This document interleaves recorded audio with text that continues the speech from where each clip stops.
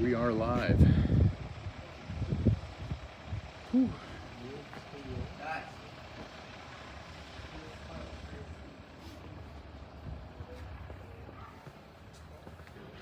Full of ladybugs.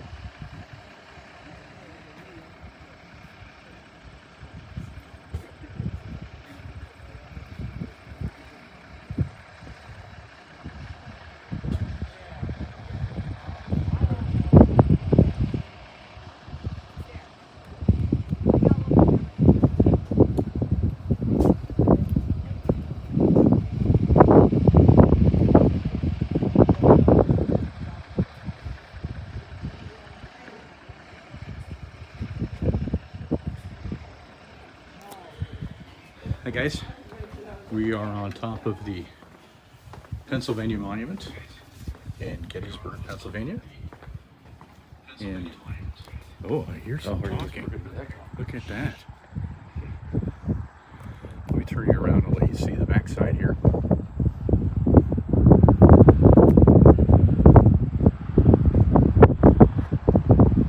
So if you haven't already been to Gettysburg, I'm sorry for the wind. Pennsylvania Monument is the largest monument on the Gettysburg National Military Park battlefield, and you can climb up stairs to a lookout on the monument and actually see the battlefield, which is pretty awesome. But it's a little bit of a hike up here. If you're out of shape like I am, like you guys know I am, then it's not so easy sometimes to get here. But I wanted to point out a couple things to you if I could, if you have a moment. By the way, thank you all for joining. I appreciate it. It's not off. So let's see, what do we have here? Off in the distance, which is very hard to see. I apologize. Let me see if I can make it so it's not so hard to see. Okay. That right there in the center of your screen is the monument to the Army of Northern Virginia, the statue of General Robert E. Lee on top of his stallion. And it was from that point and that wooded tree line in the back, right over there, that on day 3 of Gettysburg, the Army of Northern Virginia launched their battle known as Pickett's Charge across from that location, across that expansive battlefield, which is more than a mile in length. And their goal was to hit, for all of the forces to converge on that point right there, which is known as the grove or the copse of trees. And so they had to march across that entire battlefield to get there. This right here is Cemetery Ridge. This is the line that the Union troops occupied. Down there is Seminary Ridge, which is a line that the Confederate troops occupied. All along the ridge back here, right in here, is where the U.S. forces under General Meade, all of the Union forces had all of their cannons placed. And the cannons were shooting back across over here to the wooded trees, which is where all the Confederate forces had their cannons and all of their troops, which were hiding in the trees. It was the largest cannonade in on the North American continent in history. So what we had is, we had cannons from the CSA, the Confederate States of America, shooting over here, trying to disrupt the line, the middle of the Union forces. But you got to imagine all of this right here was full of smoke from all the cannons, and nobody could really see what was going on. It was hard to aim. It was hard to lock your guns in where they needed to be to hit your target. So what was happening that day is the Confederates were shooting their cannons, and instead of hitting here, where the forces, the Union forces and other artillery were, they were actually landing back here. They were missing their target. So what was happening is they were expending all of their ammunition, and the goal was to drive the Union forces off of this ridge. If they drive them off of this ridge right here, and they're able to march across and take control of this height right here on Cemetery Ridge, they could turn and do flanking maneuvers towards the camera, which is south, and they could turn and do flanking movements away from the camera, which is north, and effectively separate the Union Army from itself. So the goal was to shoot all the cannons and disrupt all of that there, giving them an easy spot to locate all of their Confederate troops and start their assault down the line. They didn't know that they were overshooting. They were totally missing their mark. So what happened was the Union forces stopped shooting.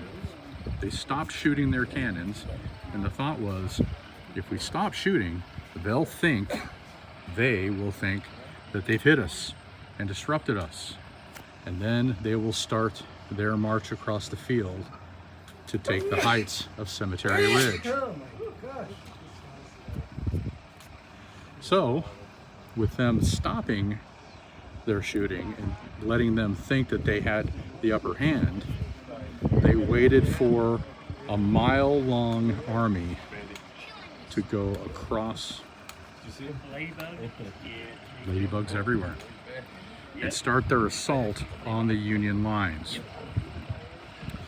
By the time the army got to, the Confederate army got to about where that car is crossing the road down there, that's called Emmitsburg Road, it was becoming a total massacre.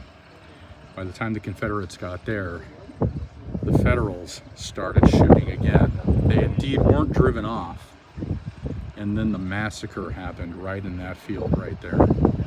What started off as thousands and thousands of men marching for the Confederates across the field ended up in only hundreds left, all of them being taken under prisoner right here at a place that they call the Angle. Many of the Confederate forces who only made it so far across and were injured or wounded actually walked back to the tree line. And that's where the infamous Robert E. Lee going to his General Pickett saying, "General Pickett, you must look to your division." And Pickett turned and said, "General Lee, I have no division." His entire division was wiped out. Oddly enough, Pickett's division didn't suffer the most casualties of the division. Over here on the edge, General Pettigrew from North Carolina, his division suffered up to 90% casualties. It was a total massacre. This was July 3rd, 1863. And so this is a view from atop the Pennsylvania Monument, Gettysburg National Military Park, to show you an overview of the battle site. It's quite impressive up here. If you want to take a look down, you can see just how high up we are. If you don't like heights, I apologize if this has scared the crud out of you. It's okay. All right.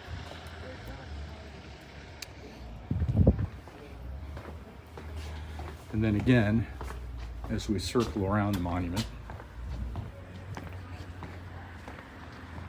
this is the backside here. I'm trying to see if I can find, it's down there, I believe. Nope, can't see it. Anyway, the town of Gettysburg is over there.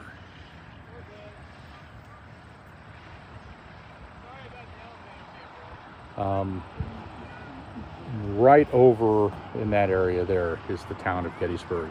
So all of the fighting that happened on for Pickett's charge happened here on the battlefield south of it. But let's remember that both armies were in the shape of a fishhook. The Union Army was able to have the tightest fish hook starting, well, let's see if we can find it for you.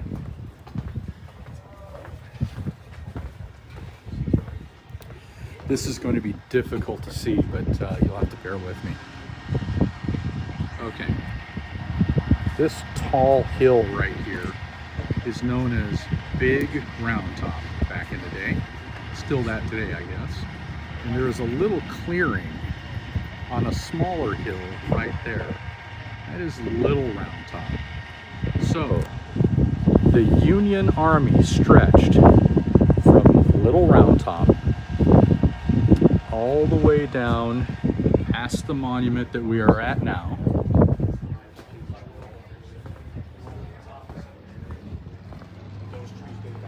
I apologize, folks. All the way down this line here, down there, and then around the corner to Culp's Hill.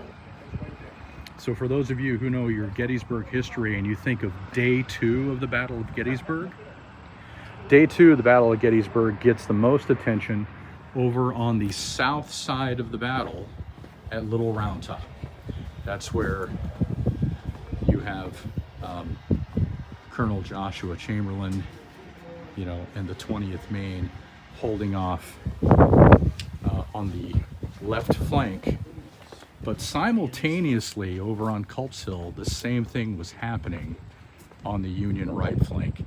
The Union was being attacked on both flanks, and you know, just normal kind of fighting or cannon fire happening here, but the big battles were both on the left and right flank on Day 2. On Day 3, Robert E. Lee decided that he would go for the maneuver here and separate the army. And of course we know that that did not work as well. One of the reasons why everything worked so well for the Union on that day is because, like I said, they're shaped like a fish hook, right? Well, so is the Confederate Army. And the Confederate Army's fish hook is just much longer, which means they're a lot more spread out.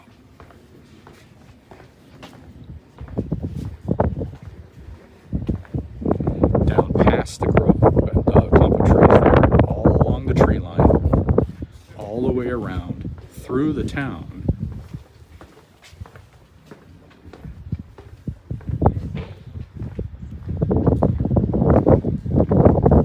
wrapped all the way around to Culp's Hill. So the Union, when they had problems happening within their flanks or within their ranks, if things started to fall apart, Meade could pull from over here on Culp's Hill across the field to reinforce. Robert E. Lee did not have that luxury. If things started to fall apart, he had to pull sideways in his regiments. But Meade could pull across the field and keep everything nice and tight and organized. So that's one of the reasons why everything worked so well for the Union forces on that day. Okay, I just wanted to stop and say hi to everybody and give you a view from on top of this beautiful monument. Once you look up, what you see up there, that's the backside of Nike, the god of victory. And of course, being on top of this monument is very appropriate. All right, folks, I'm going to take off now. We've got some things to film today. Just wanted to say hi live from Gettysburg National Military Park. Thanks for joining. I hope to see you all real soon. Take care.